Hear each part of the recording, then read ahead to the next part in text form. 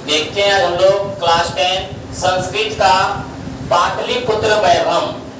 आज हम लोग इसका सारांश, ऑब्जेक्टिव और सब्जेक्टिव सिर्फ एक ही वीडियो में देखने वाले हैं। वन शॉट वीडियो है, तो आप लोगों को कहीं नहीं जाना है, सिर्फ ये वीडियो देख के इसका पूरा सब्जेक्टिव, ऑब्जेक्टिव और सारांश सभी समझने वाले हैं सिर्फ एक ही वीडियो में।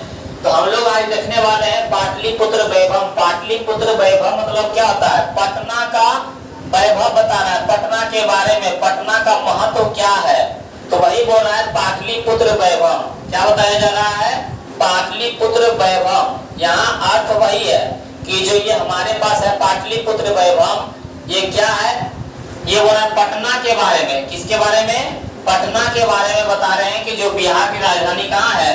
पटना है। उसी के बारे में, उसी के महत्व के बारे में आज हम लोग इसमें सुनने वाले हैं कि जो पटना था वो क्या था, क्या नाम था, उसके बारे में आज हम लोग जानने वाले हैं। तो आप लोग इस वीडियो के अंत तक बने रहें और इसी से पूरा सब्जेक्टिव और ऑब्जेक्टिव समझ में आएगा। और यही वीडियो में पूरा क्या है? सब्जेक्टिव और ऑब्जेक्टिव है। आप लोगों को कहीं नहीं जाना होगा, एक ही वीडियो में क्या है पूरा हम लोग समाप्त कर देंगे। तो देखते हैं इसमें क्या बोला जा रहा है। हमारा सारांश में यहाँ पे बताया गया है, सारांश में बोला जा रहा है क्या कि बिहार राज्य से राजधानी नगरम पाटलिपुत्रम सर्वेषु कालेषु महत्वधार्यत। बोल रहा है कि बिहार राज्य की राजधानी जो नगर है पाटलिपुत्र, सर्वेषु सभी कालेषु सभी काल में महत्व रहा है। सभी काल में क्या था? महत्व था। तो वही यहाँ पे बोला जा रहा है कि बिहार राज्य की राजधानी जो पाटलिपुत्र है, सभी समय में क्या था? इसका महत्व था। जो पाटलिपुत्र राज्य, जो पटना है, ये आज जो पटना के बारे में जानते हैं, पाटलिपुत्र जो है क्या है? ये बिहार की राजधानी है और सभी समय में क्या था? ये महत्व था। उसके बाद फिर अगले चलते हैं। बोल रहा है इतिहास सर्ग शस्त्र द्वे वर्ष परिमिति वर्तते। देखिए यहाँ बोल रहा है कि यह इतिहास का सर्ग मतलब आधा, सहस्त्र मतलब हजार, द्वि मतलब दो, वर्ष मतलब वर्ष, बोल रहा है द्वि मतलब दो, सहस्त्र मतलब हजार और सर्ग मतलब आधा, मतलब 2000 के मतलब सहस्त्र मतलब आधा। तो सहस्त्र के आधा कितना? 500 और सहस्त्र मतलब 1000। 1000 द्वि मतलब दो गुना, तो 1000 गुना 2 तो 2000 और 2000 और 5 था 2500। तो बोल रहा है कि इसका इतिहास जो है कितना वर्ष पुराना है? तो 2500 वर्ष पुराना है। कितना वर्ष पुराना है? 2500 वर्ष पुराना है। वही यहाँ बोल रहा है इसका इतिहास 2500 वर्ष पुराना है। यहाँ पे वही बोल रहा है सात मतलब आधा। किसका? सहस्त्र का। सहस्त्र मतलब होता है 1000, 1000 के आधा 500, बोल रहा है द्वि तो मतलब दो गुना, 1000 दो था 2000 अब 500, हम लोग कितना हो जाएगा? 2500 वर्ष पुराना था। बोल देगा कि पाटलिपुत्र का इतिहास कितना वर्ष पुराना है? तो 2500 वर्ष पुराना है। कितना वर्ष पुराना है? 2500 वर्ष पुराना है। फिर बोला यत्र धार्मिक क्षेत्रम राजनीतिक क्षेत्रम उद्योग क्षेत्रम च विशेषण ध्यान आकर्षम। बोल रहा है कि यहाँ पे यत्र मतलब क्या होता है? यहाँ पे बोल रहा है क्या? यहाँ पे धार्मिक क्षेत्र है, राजनीतिक क्षेत्र है, उद्योग क्षेत्र है। धार्मिक क्षेत्र किसको बोलते हैं? जैसे हनुमान मंदिर। और सिख के जो 10वें गुरु थे, गुरु गोविंद सिंह, उनका जन्म कहाँ हुआ था? पटना साहब में हुआ था, जो आज हम लोग गुरुद्वारा के नाम से जानते हैं। तो वहाँ पे धार्मिक भी क्षेत्र है, राजनीतिक क्षेत्र भी है। हाईकोर्ट कहाँ पे है? वहीं पर है। और उद्योग क्षेत्र है, बहुत बड़ा कंपनी भी है, वहाँ कंपनी का क्या है? सब ऑफिस भी है। और विशेष मतलब और विशेष ध्यान आकर्षण, और बहुत से आकर्षक चीज देखने योग्य भी है। कहाँ पे? पाटलिपुत्र में। तो वही यहाँ पे बोला जा रहा है कि यहाँ धार्मिक क्षेत्र, राजनीतिक क्षेत्र और उद्योग क्षेत्र है, और विशेष आकर्षित करने वाली क्या है? चीजें हैं। और अगले इसका है अर्थ देखते हैं क्या बोला जा रहा है। इसका अर्थ कि वेदिका यत्रिना मेगास्थरी फायान रेनसान इत्सिंग प्रवित्या पाटलिपुत्र से वर्णम स्व स्मरण ग्रंथेषु चक्रु।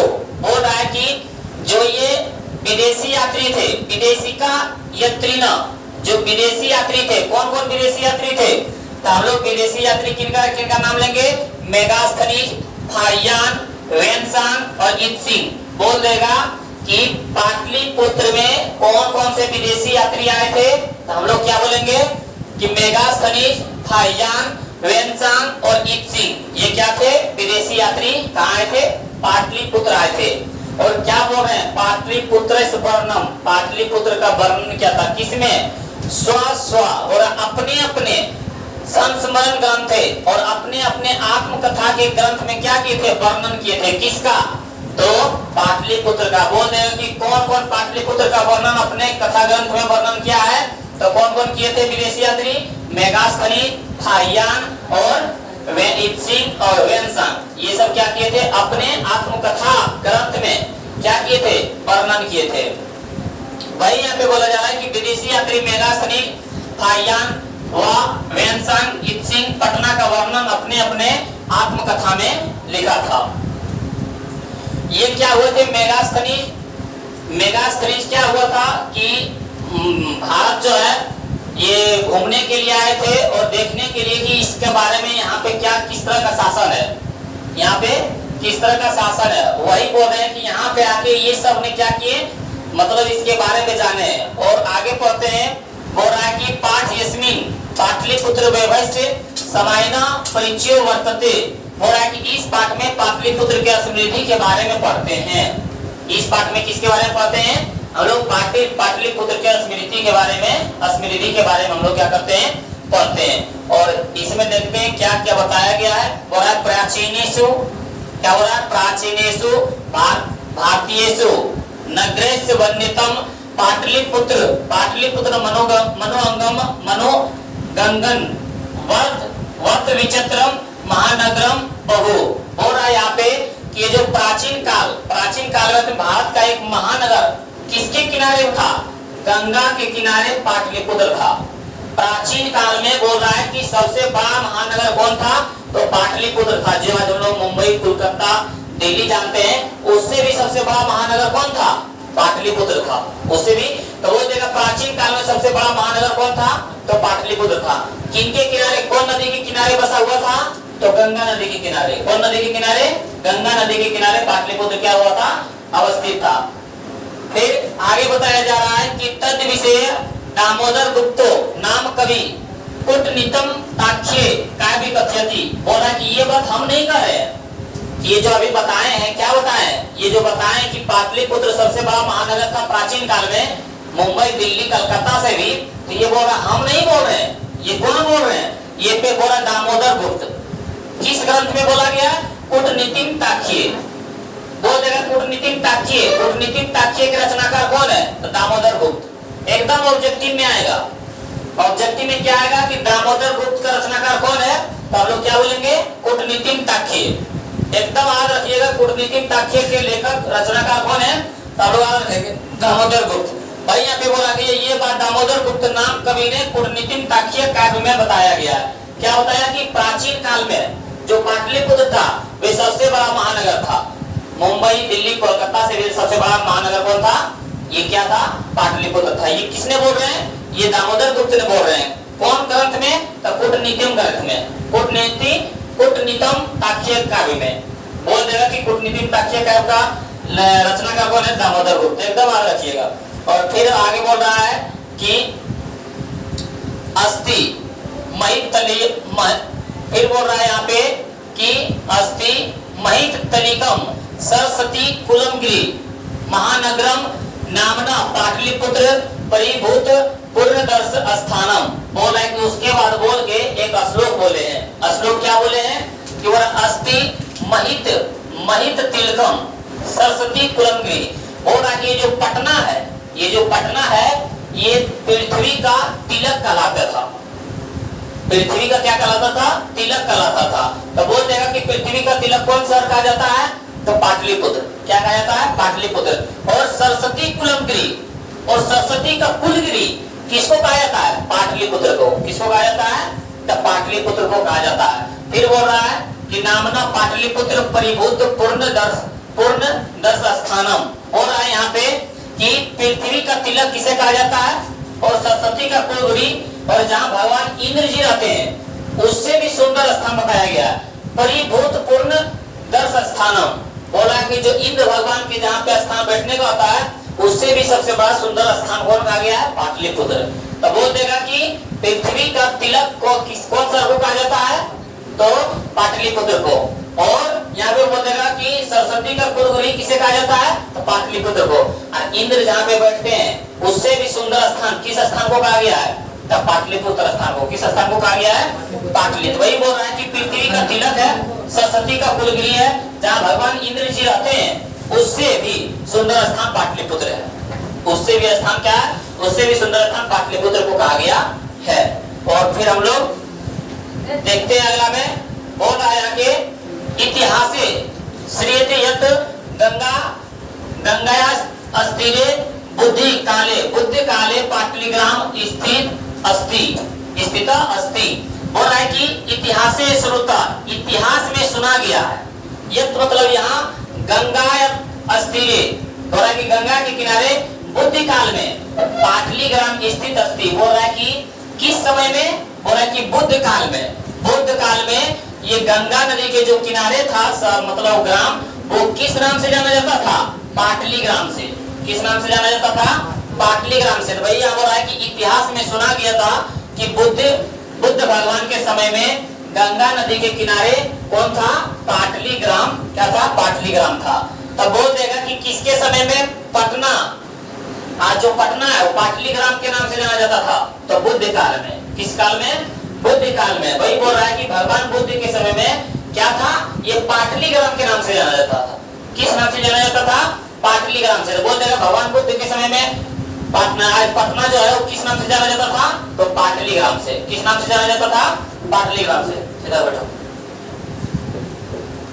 और फिर यहाँ पे बोल रहा है यत्र च भगवान बुद्धम बहुत कृत्वा समागत। बोल रहा है कि यहाँ भगवान बुद्ध बहुत बार आए थे। भगवान बुद्ध क्या थे? भगवान बुद्ध जो है बहुत बार आए थे। बोल रहा पटना में बहुत बार कौन आए थे? पटना में बहुत बार कौन आए थे? तो भगवान बुद्ध आए थे। भगवान बुद्ध क्या थे? बहुत बार आए थे। और फिर आगे बोल रहा कि तीन कथि मासित यदि ग्राम्यम महानगरम भविष्यति। और उसके भविष्य के बारे में, इस ग्राम के भविष्य के बारे में बोलते हैं कि यह ग्राम महानगर बनेगा। यह ग्राम क्या बनेगा? महानगर बनेगा। जो पाटलिग्राम था वो भगवान बुद्ध ने भविष्यवाणी क्या की थे कि ये जो ग्राम है ना, पाटलिग्राम है, ये एक दिन चल के क्या बनेगा? महानगर बनेगा। एक दिन चल के ये महानगर बनेगा। लेकिन वह किंतु कलहस्त अग्नि दाह से जल पूरे से भयात सर्वदा क्रांतम भविष्यति। बोल रहा है लेकिन कलहस्त मतलब लड़ाई झगड़ा। ये क्या है? लड़ाई झगड़ा से अग्नि दाहस्त मतलब अग्नि से, आग से, और जल पूरे से और जल से हमेशा भयभीत रहेगा। इसको ये जो पाटलिग्राम है ये एक दिन महानगर बनेगा। बोल देगा कि पाटलिग्राम का एक दिन महानगर बनेगा। किसने कहा था? तो भगवान बुद्ध ने। लेकिन उसे क्या क्या चीज से डर रहेगा? क्या क्या चीज से भय रहेगा? तो बोला कलह से मतलब लड़ाई झगड़ा। क्या बोलेगा? लड़ाई झगड़ा से उसको डर रहेगा। अग्नि दाहस्त और आग से, और जल पुरस और जल से। ये तीनों चीज से क्या रहेगा? उसे डर रहेगा। ये कौन सा को बोल रहा है? पाटलिग्राम जो था पटना, आज हम लोग पटना के नाम से जानते हैं, वो ये तीनों चीज से क्या है? लड़ाई। ये लड़ाई झगड़ा से क्या है? मतलब खतरा रहेगा। आग हम लोगों का क्या है? जो नालंदा विश्वविद्यालय था वो सबसे बड़ा पढ़ने का केंद्र था, वो उसको क्या किया? जला दिया गया।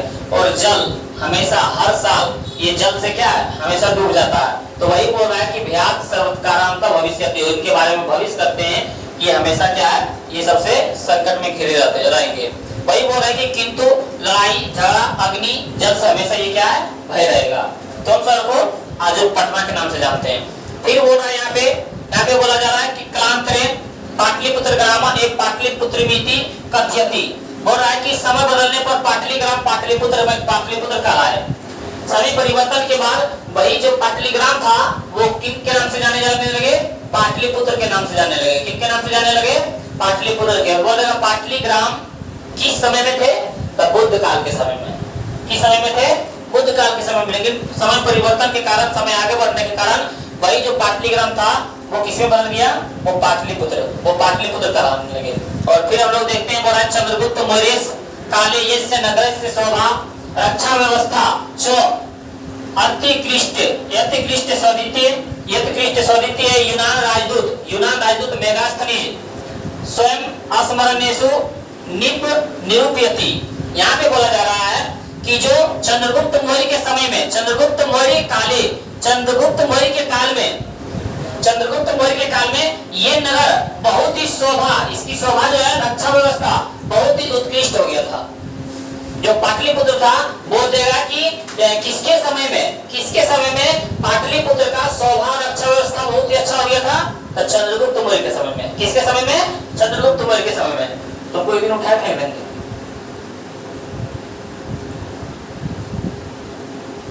तो किनके समय में चंद्रगुप्त नगर की शोभा और रक्षा व्यवस्था उत्कृष्ट हो गया था?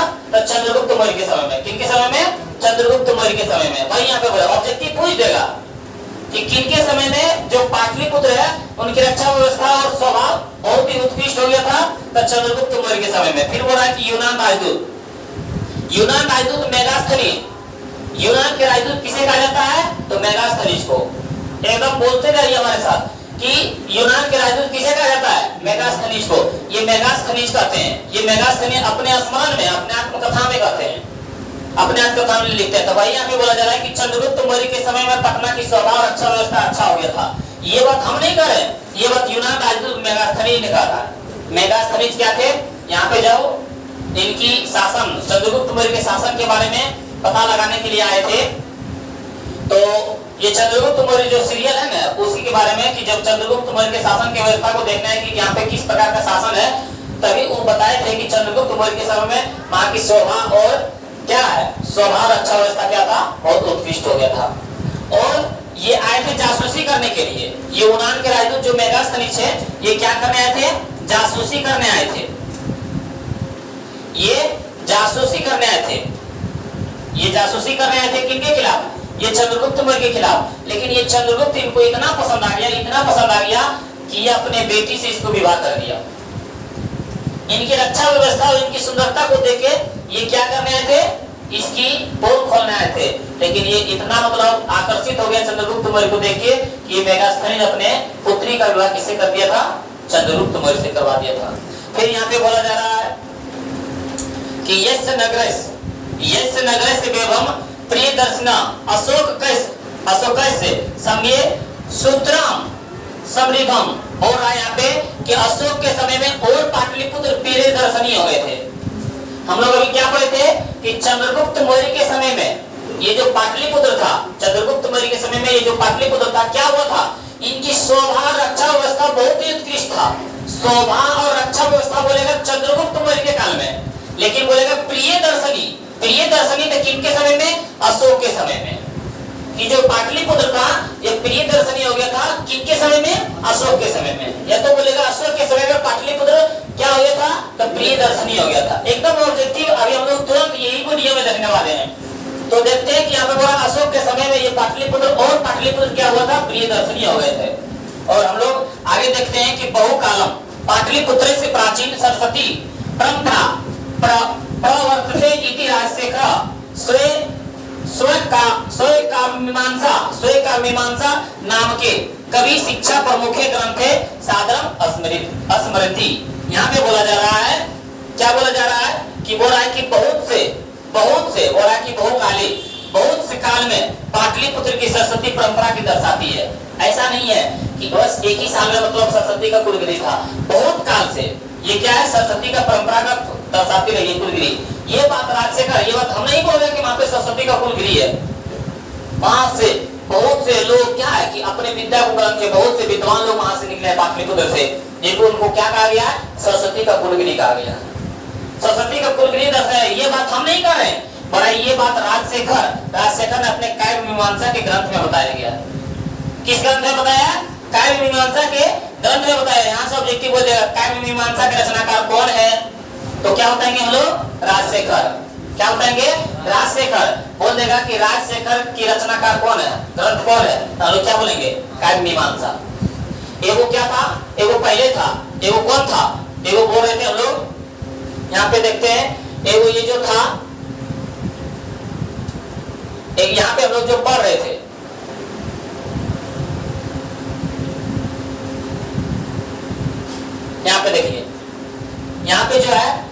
जो दामोदर गुप्त है, ये दामोदर गुप्त का ग्रंथ का नाम क्या था? कूटनीतिक ताकिये, कूटनीतिक ताकिये। तो बोल देगा कि दामोदर गुप्त के काव्य ग्रंथ का नाम क्या था? कूटनीतिक ताकिये। लेकिन जो अभी हम लोग पढ़ रहे हैं चंद्रशेखर, क्या पढ़ रहे हैं हम लोग? जो पढ़ रहे हैं यहाँ पे, ये क्या था? दामोदर गुप्त का क्या था? कूटनीतिक ताकिये था, कूटनीतिक ताकिये था। और ये जो आज हम लोग पढ़ रहे हैं, ये अभी हम लोग जो पढ़ रहे हैं, ये किसका था? काव्य मीमांसा। जो काव्य मीमांसा था राजशेखर का था। किसका था? राजशेखर का। तो बोल देगा दामोदर गुप्त के क्या था? तो कूटनीतिक ताकिये। दामोदर गुप्त का, दामोदर गुप्त का ग्रंथ के नाम क्या था? कूटनीतिक ताकिये, कूटनीतिक ताकिये। लेकिन जो हम लोग राजशेखर का पढ़ रहे हैं, अभी राजशेखर का पढ़ रहे हैं, उसका क्या है? काव्य मीमांसा, काव्य मीमांसा। तो बोल देगा काव्य मीमांसा के लेखक कौन है? तो राजशेखर। क्या हम लोग पढ़ेंगे? राजशेखर। हम लोग आगे रखेंगे देखो यहाँ, राज मतलब राजा, राजा मांस खाते हैं, राजा मांस खाते हैं। तो राजशेखर तो काव्य मीमांसा, मांसा, राजा मांस खाते हैं। अजदी मतलब नहीं रहेगा तो हो जाएगा दामोदर गुप्त। दामोदर गुप्त का क्या है? कूटनीतिक ताकिये। ये क्या है? कूटनीतिक ताकिये। तो हम लोग देखते हैं यहाँ पे वही बोला कि बहुत से काल में पाटलिपुत्र की सरस्वती परंपरा के दर्शाती है। ये बात हम नहीं कर रहे हैं, राजशेखर ने अपने काव्य मीमांसा के ग्रंथ में क्या है बताया गया है। और फिर बोल रहा है यहाँ पे, क्या बोल रहे हैं देखिए यहाँ पे बोल रहे हैं कि यत्र पर्व प्रवेश परनिव्या पाणिनि पिंगलावी और व्याधि बरुचि पतंजलि ई परीक्षिता ख्याति मुप जगमो। बोल रहा है कि ये बात हम नहीं बोल रहे हैं। यहाँ से देखिए, यहाँ पे बोल रहा है कि पाटलिपुत्र सरस्वती का घर है। ये सब पाणिनि, कौन? पाणिनि। ये जो पिंगल है, ये जो व्याधि है, जो वरुचि है, ये जो पतंजलि है, ये सभी क्या है? व्यक्ति यहाँ से पढ़कर विश्व में विख्यात हो गए। कहाँ से पढ़कर? यही पाटलिपुत्र, आज जो पटना के नाम से जानते हैं, यही पाटलिपुत्र में पढ़ के क्या हुए थे? विख्यात हुए थे। बड़े बड़े ये क्या थे? ये बड़े बड़े विद्वान थे। तो वही बोल रहे हैं कि ये सब कहाँ से पढ़ के निकले हैं? पाटलिपुत्र से। इसीलिए पटना को क्या कहा गया? सरस्वती गिरी कहा गया। क्या कहा गया? सरस्वती गिरी कहा गया। और अगले पंक्ति को पढ़ते हैं, कथितेषु प्राचीन संस्कृत ग्रंथेषु पुराणेषु पाटलिपुत्रस्य नामांतरण पुष्पपूरम वा प्राप्यते। यहाँ पे बोला जा रहा है कि बोला कि प्राचीन संस्कृत ग्रंथों में, यहाँ की पुरानों ग्रंथों में, हमारा जो पुराण है ना, पुराण ग्रंथ में भी क्या बताया गया? बोल रहा है कि पाटलिपुत्र के नाम में अंतर है, कहीं कुसुमपुर तो कहीं पुष्पपुर बोलता है। जो प्राचीन काल में हम लोग को जो संस्कृत ग्रंथ था, उसमें भी पाटलिपुत्र के नाम में अंतर है। कहीं कहीं पे क्या था? कहीं कहीं पे हमारे पास कुसुमपुर था, कहीं पे क्या था? कुसुमपुर, कहीं कहीं पर पुष्पपुर। कुसुम मतलब ही होता है फूल, कुसुम मतलब ही क्या होता है? फूल। और पुष्प मतलब ही होता है फूल। ये दोनों का अर्थ यही है। तो वही बोल रहा है कि हमारे किस ग्रंथ में, पुराण ग्रंथ में पाटलिपुत्र का भी बहुत नाम अंतर था। तो किस नाम से जानते थे? कुसुमपुर और पुष्पपुर। तो अभी लोग हम लोग पटना के नाम से किस नाम से जानने लगे थे? देखो पहला में पाटलीग्राम। क्या था? पाटलीग्राम। पाटलीग्राम किस नाम से पड़ा था? तो पाटल पुष्प के नाम से। किसके नाम से? पाटल पुष्प के नाम से। ये जो पाटलीग्राम था, तो इसके चारों ओर पाटल पुष्प का खेती होता था। फूलों की खेती खूब होता था, फूलों की खेती इसके चारों ओर। ये जो पाटलीग्राम था, ये जो क्या था? पाटलीग्राम था। ये जो पाटलीग्राम था, इसके चारों ओर किसकी खेती होती थी? फूलों की खेती होती थी। और उसी में से एक फूल होता था पाटल पुष्प। क्या था? पाटल पुष्प। इसी के नाम से इस गांव का नाम क्या पड़ा? पाटलीग्राम। पाटलीग्राम। और कुछ दिन के बाद पाटलीग्राम कब पड़ा था? अशोक के काल में। अशोक के काल में। तो वही बोला यहाँ पे कि ये जो पाटलीग्राम था, पाटल पुष्प के नाम पर आया। किसके नाम पर? पाटल पुष्प के नाम पर। और आगे चल के पाटलिपुत्र हुआ, और फिर यहाँ पे हुआ था क्या? कुसुमपुर, पुष्पपुर और पुष्पपुर। उसके बाद हम लोग आगे देखते हैं कि अनेक, क्या बोला है? अनेन ज्ञाते यत् नगरस्य समीपे पुष्पानाम बहुत मुत्पादनम भवति अस्म। बोल रहा है यहाँ पे कि इस नगर के किनारे पुष्पों का बहुत उत्पादन होता था। जो पाटलिपुत्र था, इस नगर के किनारे क्या था? पुष्प का क्या था, बहुत उत्पादन होता था, फूलों का बहुत उत्पादन होता था। और पाटलिपुत्र मीठी शब्द अपि, पाटलिपुत्र मीठी शब्द अपि पाटल पुष्प नाम पुतलिका, पुतलिका रचना मिश्रित प्रचलित हो रहा है यहाँ पे कि एक पुतलिका रचना है। ये क्या है, पुतलिका रचना है। जो पाटलिपुत्र शब्द है वो पाटल नामक पुष्प से आया था। ये जो पाटलिपुत्र है किनके नाम से आया था, तो पाटल नामक पुष्प के नाम से आया था। तो वही यहाँ पे बोल रहा है किस रचना में बताया गया है, तो पुतलिका रचना में बोलेगा कि जो पाटलिपुत्र नाम है, जो पाटल पुष्प, पाटल नामक पुष्प से आया था, किस रचना में लिखा गया था, तो पुतलिका रचना में। किस रचना में लिखा गया था, ये पुतलिका रचना में लिखा गया था। पाटलिपुत्र जो शब्द आया था कहां से आया था, पाटल नामक पुष्प से। तो वो किस ग्रंथ में लिखा हुआ था, तो पुतलिका नामक रचना ग्रंथ में लिखा हुआ था।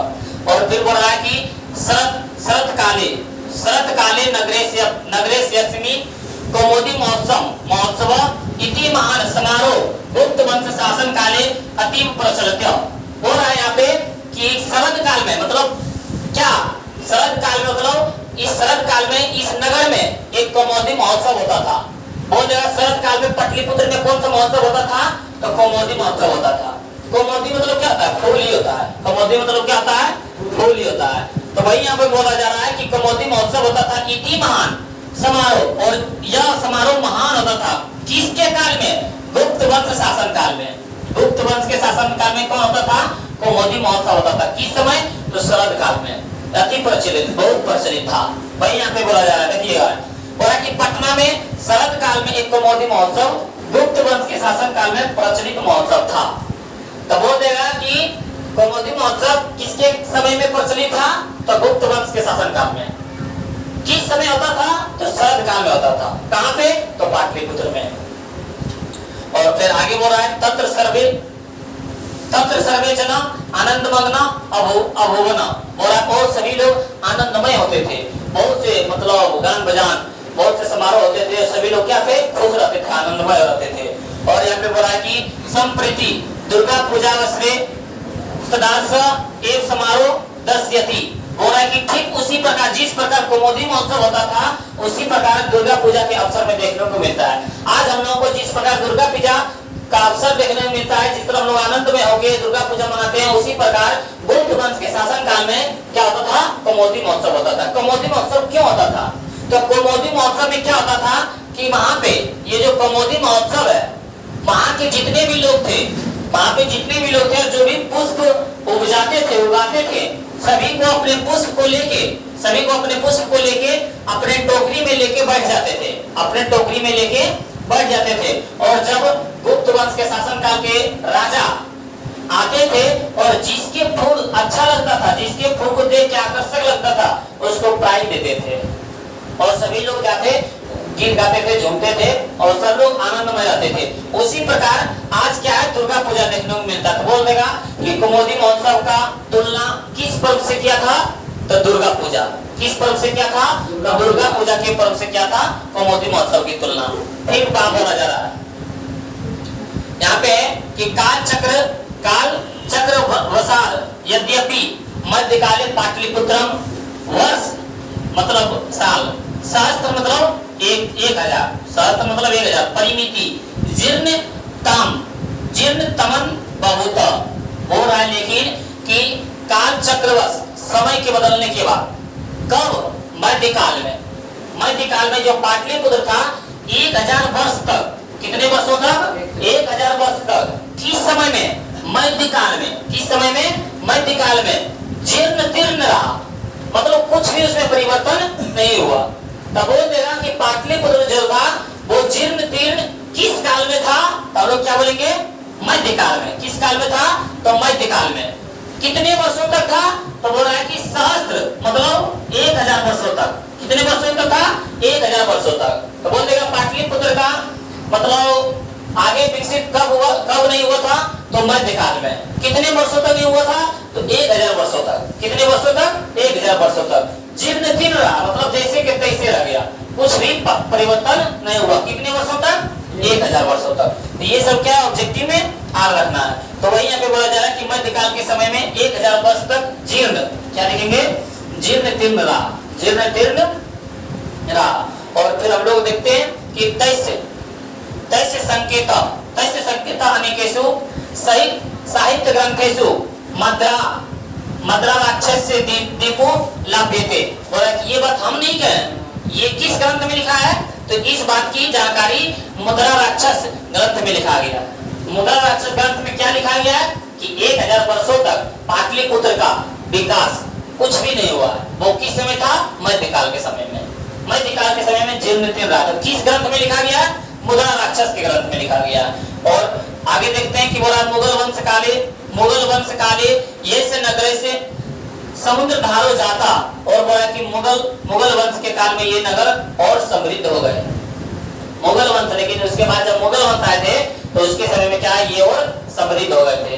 तब क्या बोलेगा कि पाटलिग्राम जो था, पाटलिग्राम तो जो था जिनके रक्षा व्यवस्था और शोभा किनके समय में हुआ, चंद्रगुप्त मौर्य के समय में। किनके समय में हुआ था, चंद्रगुप्त मौर्य के समय में। और प्रियदर्शनी किसके समय में हुआ था, अशोक के समय में। किसके समय में, अशोक के समय में। और फिर यहाँ पे बोल देगा कि समृद्ध, ये नगर और समृद्ध कब हो गया था, तब मुगल वंश के काल में। मुगल वंश के काल में क्या हुआ था, ये पाटलिपुत्र क्या था, और समृद्ध हो गया था। ये तीनों बात याद रखना है कि किसके समय में क्या हुआ था। और फिर बोल रहा है कि यहाँ पे बताया जा रहा है, यहाँ पे बोला गया है कि अंगल शासन काले, अंगल शासन काल मतलब अंग्रेज के शासन काल में, अंगल शासन काल मतलब अंग्रेज के शासन काल में जो पवित्र पाटलिपुत्र से सुतराम विकास से जातो। और बोला कि अंग्रेज के काल में और ये पाटलिपुत्र और विकास कर गए थे, और ये विकास कर गए थे। तो वही यहाँ पे बोला जा रहा है कि अंग्रेज शासन काल में पाटलिपुत्र क्या था, सबसे विकास हुआ था। सबसे ज्यादा विकास किनके में हुआ था, अंग्रेज शासन काल में। और बोल रहा है कि नगर, बोल रहा है यहाँ पे क्या कि नगरमिदम मध्यकाले व पटनेति नामना प्रसिद्धि गाथ। बोल रहा है कि मध्यकाल में पटना का नाम से प्रसिद्ध हुआ था। पहले तो हम लोग अशोक के काल में पाटलिग्राम जाते थे, कुछ समय बाद क्या हुआ था, ये पाटलिपुत्र नाम पड़ा। और पाटलिपुत्र नाम पड़ा तो बहुत से पुराण ग्रंथ में पुष्पपुर या तो कुसुमपुर के नाम से भी बताया गया था। लेकिन ये किस समय में, ये मध्यकाल में, किस समय में, मध्यकाल में किस नाम से प्रसिद्ध हुआ था, ये पटना नाम से प्रसिद्ध हुआ। बोल देगा कि पटना के नाम से कब से प्रसिद्ध हुआ पाटलिपुत्र, तो मध्यकाल के समय में। किस काल के समय में, मध्यकाल के समय में ये जो पाटलिपुत्र नाम था वो किस नाम से प्रसिद्ध हो गया था, पटना के नाम से, जो आज हम लोग पटना जानते हैं। तो ये किस समय से हुआ था, तो मध्यकाल के समय से। फिर यहाँ पे बोला जा रहा है, क्या बोला जा रहा है, अयम च शब्द पतनमिति शब्दार्थ निर्गति। और ये पटना शब्द पतन शब्द से निकला है। किस शब्द से निकला है, पतन शब्द से। बोल देगा कि पाटली जो पुत्र था किस शब्द से निकला है, पाटल नामक पुष्प से। पाटलिपुत्र, ये जो पाटलिपुत्र था, क्या था, पाटलिपुत्र था, एक पाटल नामक पुष्प था, एक पाटल नामक पुष्प था, उसी से निकला। लेकिन ये जो पटना है, ये जो पटना है, ये किस नाम से निकला है, तो पतन नाम से। किस नाम से, पतन के नाम से। तो भाई यहाँ पे बोला है कि ये पटना शब्द पतन शब्द से निकला है। किससे निकला है, पतन शब्द से निकला है। और बोल रहा है फिर यहाँ पे कि नगर से पालिका देवी पटन देवी देवीति यद्यपि पूज्यते।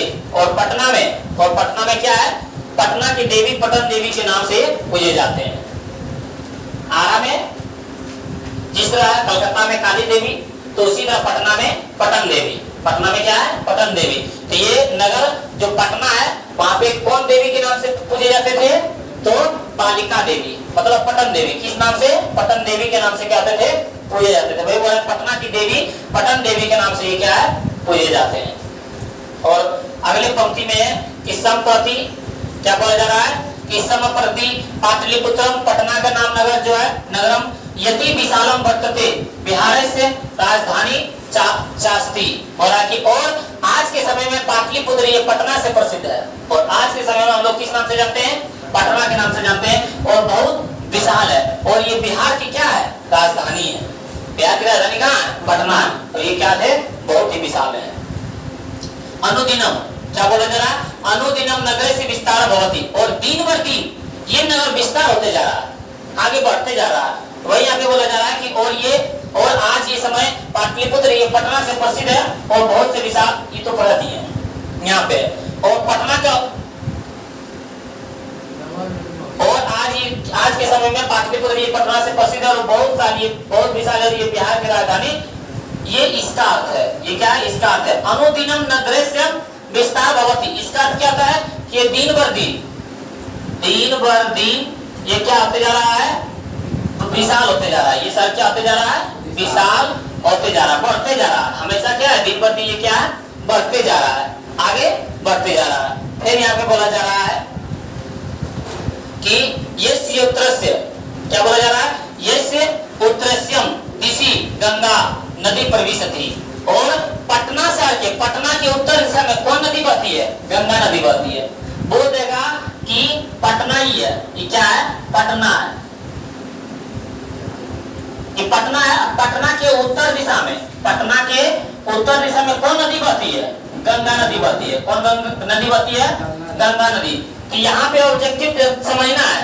बोल देगा कि पटना के किस दिशा में गंगा नदी बहती है तो उत्तर दिशा में, या तो बोलेगा पटना के उत्तर दिशा में कौन नदी बहती है तो गंगा नदी। लेकिन बोलेगा गंगा नदी के किस दिशा में पटना है तो उत्तर के दक्षिण में, दक्षिण होगा उल्टा में।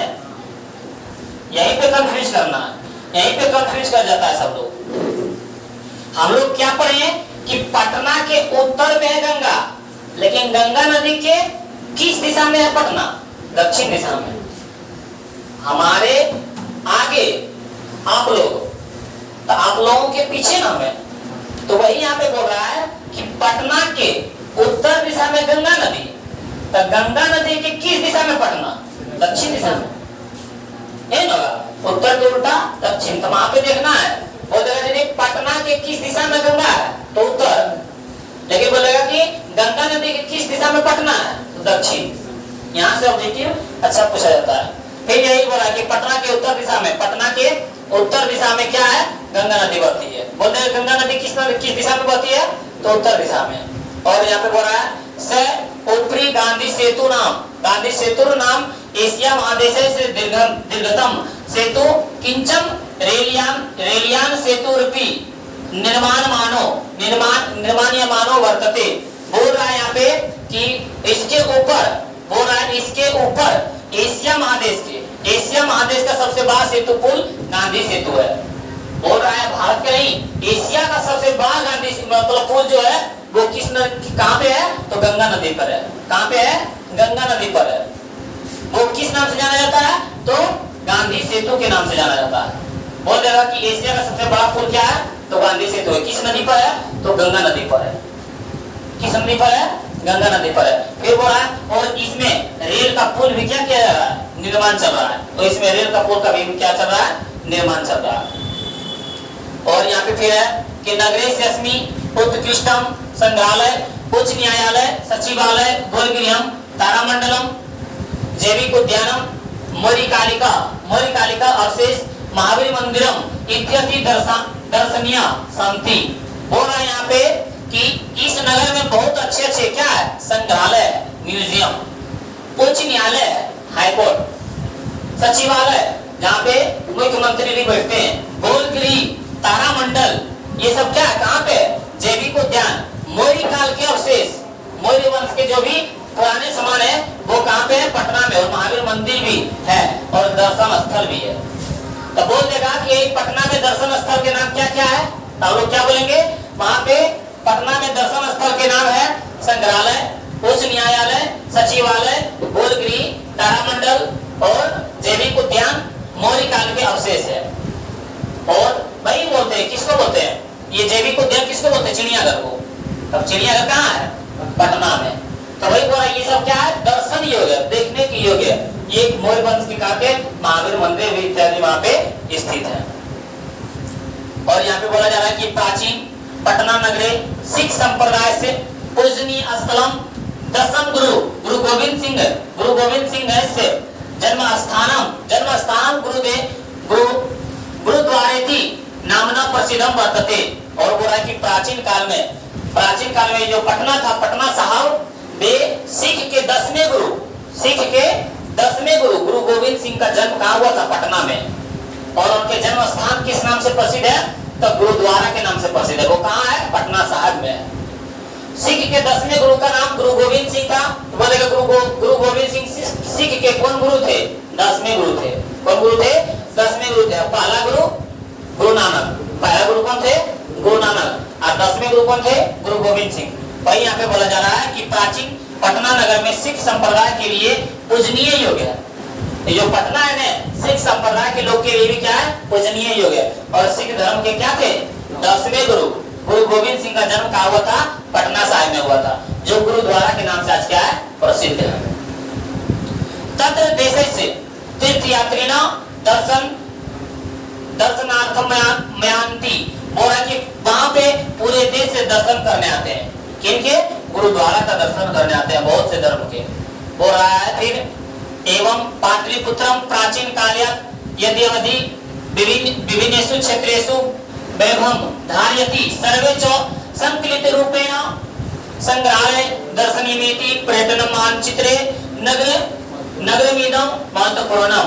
यहाँ पे बताया जा रहा है कि पटना में विभिन्न ऐसे क्षेत्र हैं जिसे पटना के महानतम को बात बता सकते हैं। बोला कि पटना में ऐसे ऐसे बहुत क्षेत्र हैं जिनके बारे में उनकी महानता का गुणगान किया जाता है, उनके महानता के बारे में बताया जाता है।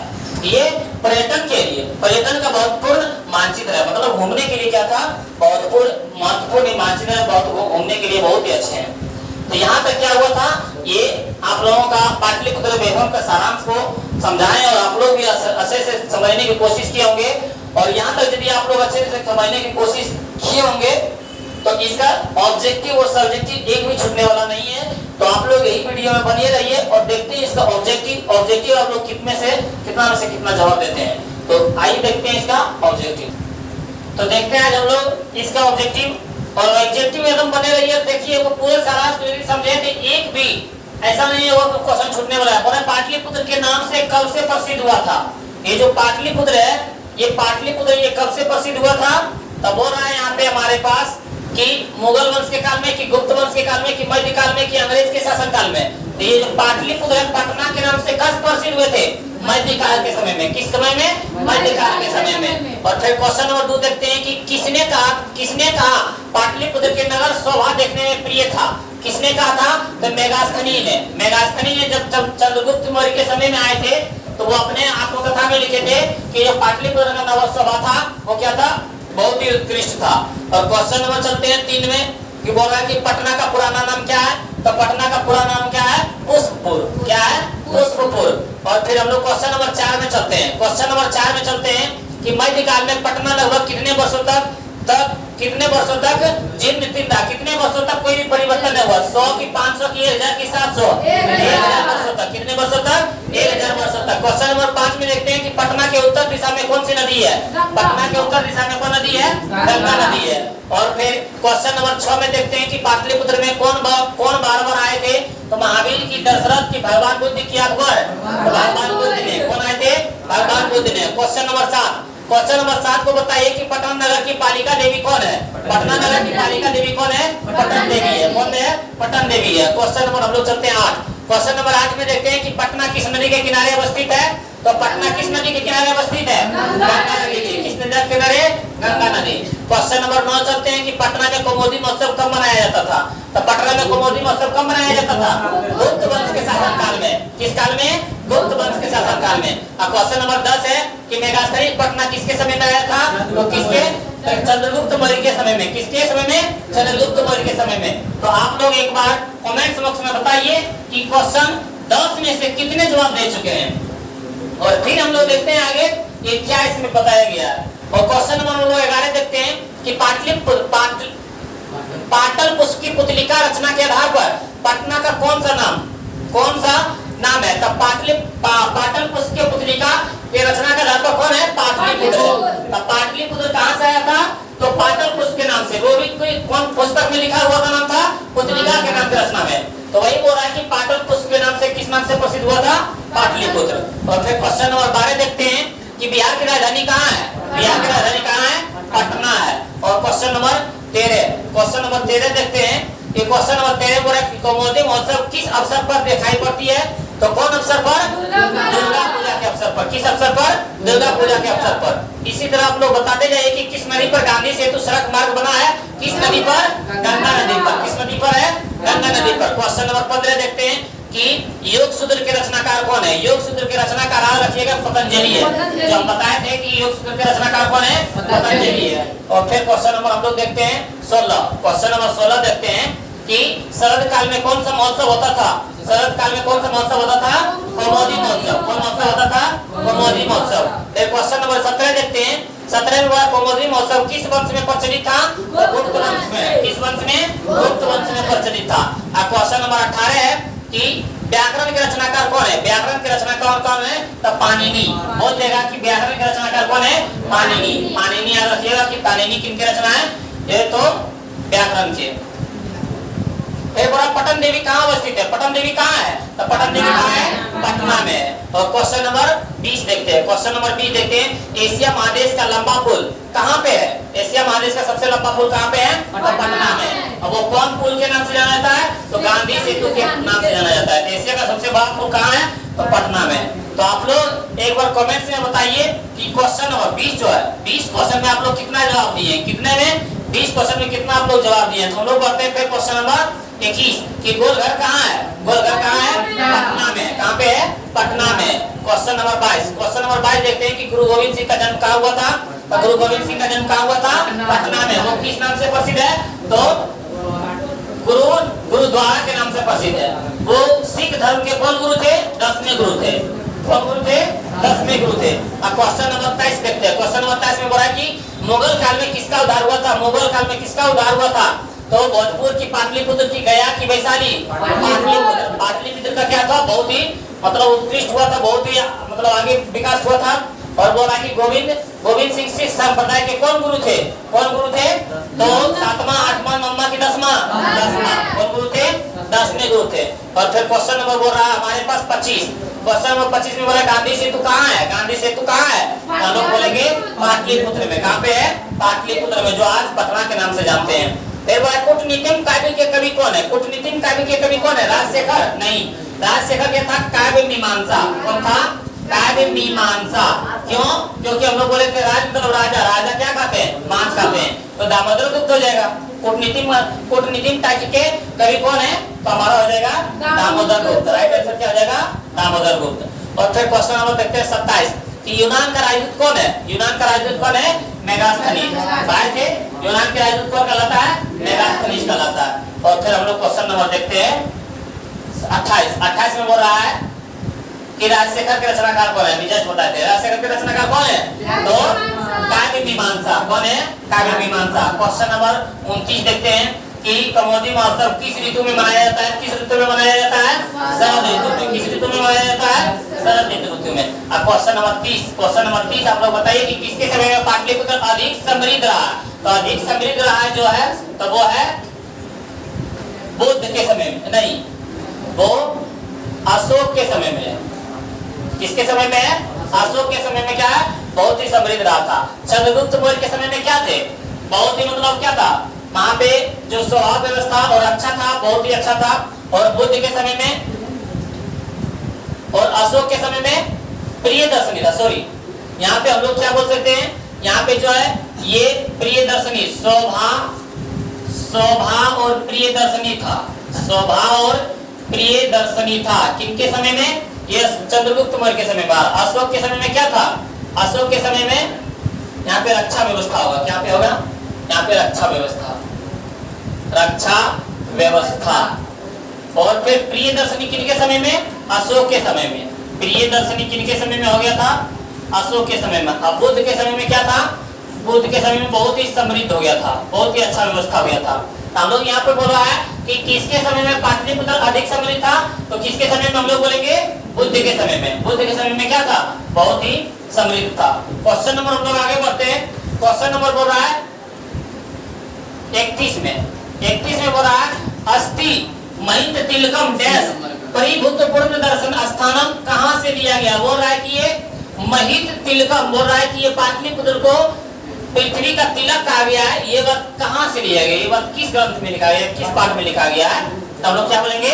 पाटलिपुत्र वैभव में। ये बात किसमें बताया गया? पाटलिपुत्र वैभव में। काव्य मीमांसा के रचनाकार कौन है, बता सकते हैं? काव्य मीमांसा के रचनाकार कौन है? राजशेखर। कौन है? राजशेखर। क्वेश्चन नंबर हम लोग देखते हैं 33 कि प्राचीन काल में शिक्षा का केंद्र कहाँ है? प्राचीन काल में शिक्षा का केंद्र कहाँ है? वैशाली, तक्षशिला, नालंदा की पाटलिपुत्र? पाटलिपुत्र। हमारा राइट आंसर हो जाएगा डी। और हम लोग बढ़ते हैं क्वेश्चन नंबर 34 की तरफ कि किस काल का शासन उत्कर्ष काल माना जाता है? तो किस काल में ज्यादा मतलब आगे बढ़ गया था? तो किस काल में? तो मध्यकाल में। किस काल में? मध्यकाल में। मध्यकाल में क्या हुआ था? बहुत ही उत्कर्ष काल माना जाता है। और फिर हम लोग क्वेश्चन बढ़ते हैं 35 कि दामोदर गुप्त ने किस काव्य की रचना किए थे? दामोदर गुप्त ने किस काव्य की रचना किए थे? कूटनीतिक ताक्य। कूटनीतिक ताक्य के रचना किए थे। क्वेश्चन नंबर 36 हो गया। 36 देखते हैं कि विद्वानों ने पृथ्वी का तिलक किसे कहा? तो पृथ्वी का तिलक किसे कहा? वैशाली की, दिल्ली के, पाटलिपुत्र की गया? पाटलिपुत्र को। पाटलिपुत्र को क्या कहा गया है? पृथ्वी का तिलक कहा गया। और इंद्रलोक किस नगर को कहा गया है? कि इंद्र के समान किसके नगर कौन सा है? तो पटना है, पाटलिपुत्र है। कौन है? पाटलिपुत्र है। Question number 38। क्वेश्चन नंबर 38 बोला है स्वर्ग से भी सुंदर कौन स्थान है? स्वर्ग से भी सुंदर कौन स्थान है? कौन सा शहर है? तो वो हम लोग बोल सकते हैं पाटलिपुत्र की, दिल्ली की, बनारस की, वैशाली। पाटलिपुत्र। कौन सा है? पाटलिपुत्र। और क्वेश्चन नंबर हम लोग देखते हैं 39 कि गौतम बुद्ध के समय में पटना का क्या नाम था? गौतम बुद्ध के समय में पटना का क्या नाम था? तो पाटलिग्राम। किस नाम से जाना जाता था? पाटलिग्राम के नाम से जाना जाता था। और क्वेश्चन नंबर हम लोग देखते हैं 40 कि बोला भगवान बुद्ध भविष्य में किस नगर के महानगर बनने का है? तो किस नगर को भगवान बुद्ध ने ग्राम को, एक गांव को महानगर बनेगा भविष्य के अंदर? किसको? वैशाली, राजगीर, भागलपुर की पाटलिपुत्र। पाटलिपुत्र के बारे में क्या बताया था कि एक समय आगे चल के महानगर बनेगा और ये हमेशा किससे डर रहेगा? लड़ाई से, आग से और पानी से। क्वेश्चन नंबर हम लोग देखते हैं 41 में बोल रहा है कि सरस्वती का कुलगृह कौन सा महानगर है? सरस्वती का कुलगृह कौन सा महानगर है? पाटलिपुत्र। कौन सा महानगर है?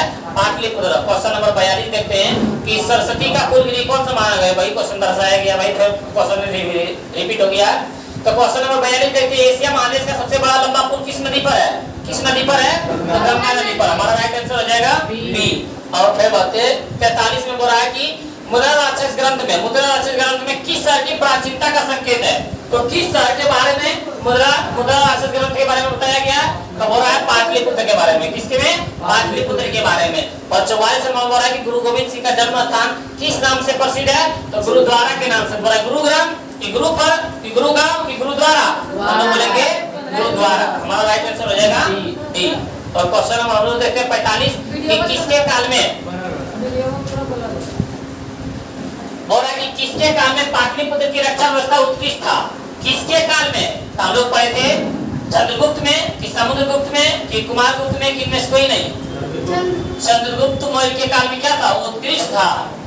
नहीं, उसमें तो था शोभा और रक्षा व्यवस्था अच्छा था। इसमें इनमें से कोई नहीं। उत्कृष्ट था बुद्ध के समय में। और हम लोग देखते हैं सिखों के 10वें गुरु कौन थे? तो सिखों के 10वें गुरु कौन थे? तो गुरु गोविंद सिंह, जो हमारा ऑप्शन सी है। और फिर हम लोग क्वेश्चन देखते हैं 47 के कि पाटलिपुत्र किस प्रांत की राजधानी है? तो पाटलिपुत्र किसका राजधानी है? तो बिहार की राजधानी कहाँ है? पाटलिपुत्र है। बिहार की राजधानी कहाँ पे है? पाटलिपुत्र में है। अब क्वेश्चन नंबर हम लोग देखते हैं 48 कि पाटलिपुत्र वैभव पाठ में किस शहर का वर्णन है? पाटलिपुत्र वैभव में किस शहर का वर्णन किया गया है? तो पाटलिपुत्र में हम लोग जानते हैं किसके बारे में? पटना के बारे में। किसके बारे में? पटना के बारे में बताया गया है। और क्वेश्चन नंबर हम देखते हैं 39 के पटना का इतिहास कितना पुराना है? आप लोग बताइए कितना पुराना है? 2500 वर्ष। कितना पुराना है? 2500 वर्ष पुराना है। और हम लोग देखते हैं 50 और लास्ट क्वेश्चन है आप लोग का कि पटना शब्द किस शब्द से बना है? तो पटन देवी की पतन से कि पाटन से कि पाटली से? पतन से। किससे? पतन। पतन से बना पटना, अब पाटली से बना पाटलिपुत्र। पाटल पुष्प के नाम से क्या बना?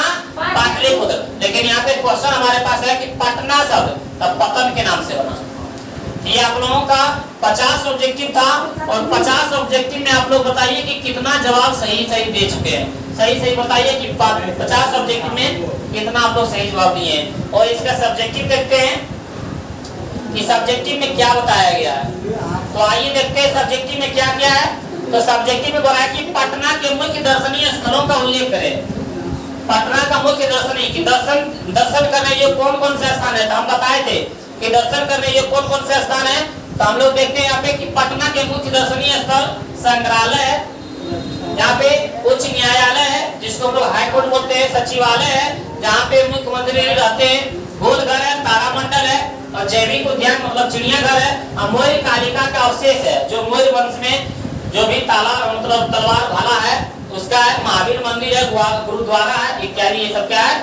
प्रसिद्ध स्थल है, दर्शनीय स्थल है। तो हम लोग दर्शनीय स्थल क्या क्या बोल सकते हैं? संग्रहालय, सचिवालय, उच्च न्यायालय, और हमारे पास किस गोलघर है, तारामंडल है, जैविक उद्यान है, और मौर्य कालिका का अवशेष भी है, और हमारे पास वहां पर महावीर मंदिर है। हमारे पटना जंक्शन का जो बगल में है वो क्या है? महावीर मंदिर है। ये सब क्या है? गुरुद्वारा जो सिख धर्म के है, तो ये सब क्या है? ये दर्शनीय हो गया, दर्शनीय स्थलों के क्या है? नाम है। और क्वेश्चन नंबर हम लोग दूसरा देखते हैं कि पाटलिपुत्र शब्द कैसे बना। तो पाटलिपुत्र शब्द कैसे बना? तो पाटल नामक पुष्प के नाम से, जो पुतलिका रचना के नाम में, जो पुतलिका मतलब जो पुतलिका के रचना में वर्णित है। तो भाई यहाँ पे बोला है कि पाटलिपुत्र शब्द पाटल पुष्पों के नाम से आधार पर रखा गया है, जो किसमें बताया गया है? कौन ग्रंथ में? ऐसा पुतलिका रचना में वर्णित है। और पाटली ग्रामी आगे चल के क्या बना? आगे चल के पाटलिपुत्र नाम से प्रसिद्ध हुआ है। ये क्या था? पाटलिपुत्र शब्द का कैसे बना? बोला कुछ प्राचीन संस्कृत ग्रंथों में एवं पुराणों में क्या लिखा गया? पाटलिपुत्र का दूसरा नाम क्या बताया गया है? तो पुष्पपुर या तो कुसुमपुर मिलता है, यही उसी का नाम है। और क्वेश्चन नंबर हम लोग देखते हैं तीसरा कि सिख संप्रदाय के लोगों के लिए पटना नगर क्यों महत्वपूर्ण है? जो सिख धर्म के लोग हैं वो उसके लिए पटना क्यों महत्वपूर्ण है? या तो बोलेगा पटना का गुरुद्वारा किसके लिए और क्यों प्रसिद्ध है? 3 वाक्यों में उत्तर दें। तो यहाँ पे बोलेंगे हम लोग सिख संप्रदाय के लोगों के लिए पटना नगर महत्वपूर्ण है। पटना नगर क्या है? महत्वपूर्ण है। क्योंकि यहाँ उनके 10वें गुरु गोविंद सिंह का जन्म हुआ था। पटना में ही किसका जन्म हुआ था? तो सिख संप्रदाय लोग के 10वें गुरु जो गुरु गोविंद सिंह थे उनका जन्म हुआ था। और यहाँ पे इस स्थल को गुरुद्वारा के नाम से जाना जाता है। और वहाँ पे उस स्थल को किस नाम से जाना जाता है? तो गुरुद्वारा के नाम से जाना जाता है। किसके नाम से जाना जाता है? गुरुद्वारा के नाम से। और क्वेश्चन नंबर 4 देखते हैं कि प्राचीन ग्रंथों में पटना में कौन कौन से नाम मिलते हैं? तो पटना के कौन कौन से नाम मिला था? प्राचीन ग्रंथों में पटना का नाम पुष्पपुर, कुसुमपुर, पाटलिपुत्र आदि क्या थे? मिलते थे। यही सब नाम मिला है। क्वेश्चन नंबर 5 कि कवि दामोदर गुप्त के अनुसार पाटलिपुत्र कैसा शहर, कैसा नगर है? अथवा दामोदर गुप्त ने पटना के संबंध में क्या लिखा है? तो पटना के संबंध में क्या लिखा है कि कवि दामोदर गुप्त के अनुसार पाटलिपुत्र पृथ्वी का तिलक है। पृथ्वी का क्या है? तिलक है। और सरस्वती का कुलगिरी है। और इंद्र के जैसा क्या है? सुंदर है। इंद्र के सिंहासन जैसा वहाँ पे जहाँ पे रहते हैं उसके जैसा सुंदर है। तो वही यहाँ पे बोला गया है कि कवि दामोदर गुप्त के अनुसार पाटलिपुत्र क्या है? पृथ्वी का तिलक है। यहाँ विद्वान लोग बसते हैं। कवि ने इस महानगर की तुलना किससे की है? इंद्रलोक से की है। किससे की है? इंद्रलोक से की है। इसे सरस्वती का क्या कहा जाता है? कुलगृह भी कहा जाता है। ये कौन बोले थे? दामोदर गुप्त ने। तो दामोदर गुप्त का क्या था? कूटनीतिक ताक्ष्य। दामोदर गुप्त ने क्या ग्रंथ का नाम क्या था? कूटनीतिक ताक्ष्य। उस ग्रंथ में क्या क्या था? बताया था। और फिर हम लोग देखते हैं क्वेश्चन नंबर 6 कौन कौन से विदेशी यात्री पटना आए थे? तो कौन कौन से विदेशी यात्री पटना आए थे? मेगास्थनीय, आयान, वेमसांग और सिंह, ये आदि क्या थे? विदेशी यात्री कहाँ आए थे? पटना आए थे पढ़ने के लिए, बहुत से काम करने के लिए। और क्वेश्चन नंबर 7 देखते हैं कि बोला पाटलिपुत्र के प्राचीन महोत्सव का वर्णन करें कि प्राचीन में पाटलिपुत्र में कौन सा महोत्सव हुआ करता था? तो पाटलिपुत्र में शरद काल में, किस काल में? शरद काल में कौमुदी महोत्सव बड़ी धूमधाम से होता था, मनाया जाता था। और सभी नगरवासी आनंद मग्न हो जाते थे। और इस समारोह का विशेष प्रचलन कब से हुआ था? गुप्त वंश के शासन काल में हुआ था। और आजकल जिस तरह दुर्गा पूजा मनाई जाती है उसी प्रकार प्राचीन काल में क्या मनाया जाता था? कौमुदी महोत्सव मनाया जाता था। तो वही यहाँ पे बताया जा रहा है कि पाटलिपुत्र के प्राचीन महोत्सव का वर्णन करें तो प्राचीन महोत्सव में क्या मनाया जाता था? शरद काल में कौमुदी महोत्सव मनाया जाता था। वो किस काल से प्रचलित था? तो गुप्त वंश के शासन काल से प्रचलित था। और जो आज हम लोग दुर्गा पूजा जिस प्रकार मनाते हैं उसी प्रकार प्राचीन काल में क्या कौमुदी महोत्सव मनाया जाता था। क्वेश्चन नंबर 8 देखते हैं कि राजशेखर ने पटना के संबंध में क्या बताया? तो राजशेखर आगे हम लोग दामोदर गुप्त ने क्या बताए थे? दामोदर गुप्त बताए थे कि ये पृथ्वी का तिलक कहा जाता है, और सरस्वती का कुलगिरी कहा जाता है, और इंद्र के जैसा ये सुंदर स्थान भी कहा गया है। लेकिन यहाँ पे देखते हैं राजशेखर ने पटना के संबंध में क्या बताया है। तो बोल रहा है यहाँ पे कि राजशेखर ने अपने काव्य मीमांसा में लिखा है कि पाटलिपुत्र शिक्षा का एक प्राचीन केंद्र था। शिक्षा का एक प्राचीन केंद्र, सबसे पुराना केंद्र कहाँ है जो शिक्षा का है, वो पटना है। और यहाँ अनेक संस्कृत विद्वान हुए थे, जो कौन कौन थे यहाँ से, पाणिनि, पिंगल, व्याधि, बारुचि, पररुचि और पतंजलि आदि ख्याति पाई थी। यही से ये सब पढ़ के क्या हुए थे, पूरे विश्व में नाम अपना मतलब उज्जवल किया था और अपने बारे में ख्याति पाई थी। वही बोल रहा है कि ये किसने कहा था, तो राजशेखर ने। किस ग्रंथ में लिखा है, तो काव्य मीमांसा में लिखे हैं। क्वेश्चन नंबर 9 देखते हैं कि भगवान बुद्ध ने पाटलिग्राम के बारे में क्या कहा है। तो भगवान बुद्ध ने पाटलिग्राम के बारे में क्या बोला कि यह एक बड़ा नगर बनेगा और आगे चल के इसको क्या चीज का खतरा रहेगा, तो लड़ाई झगड़ा आग से और पानी से। तो वही यहाँ पे बताया गया है कि भगवान बुद्ध प्राचीन काल में अनेक बार पाटलिग्राम आए थे और यहाँ अगर इस गांव के महत्व को बढ़ाया, बार बार आने के कारण पाटलिग्राम का नाम क्या हुआ था, बढ़ गया था कि वहां पर भगवान बुद्ध आ रहे हैं। और उसी समय उन्होंने कहा था यह गांव एक दिन क्या बनेगा, महानगर बनेगा, परंतु यह नगर को हमेशा किसी से भयभीत रहेगा, आग जल और कलम लड़ाई झगड़ा से हमेशा क्या है, भयभीत रहेगा। और हम लोग देखते हैं क्वेश्चन नंबर 10 कि पटना में कौमुदी महोत्सव कब मनाया जाता था। तो कब मनाया जाता था, शरद काल में, गुप्त वंश के समय में। तो वही यहाँ पे बोला है पाटलिपुत्र में शरद काल में कौमुदी महोत्सव मनाया जाता था। यह महोत्सव गुप्त वंश के काल में होता था और उस समय सभी लोग आनंद मग्न होते थे। उस समय सभी लोग क्या होते थे, आनंद मग्न होते थे। और यह आप लोगों का क्या हुआ है, क्वेश्चन समाप्त हुआ है। तो आप लोग एक बार बताइए कि सारांश, ऑब्जेक्टिव और सब्जेक्टिव समझ में आप लोगों को आया कि नहीं। यदि आप लोगों को आया है तो अच्छा इमोजी कमेंट्स में जरूर भेजें, तो अपने दोस्तों के पास शेयर करें।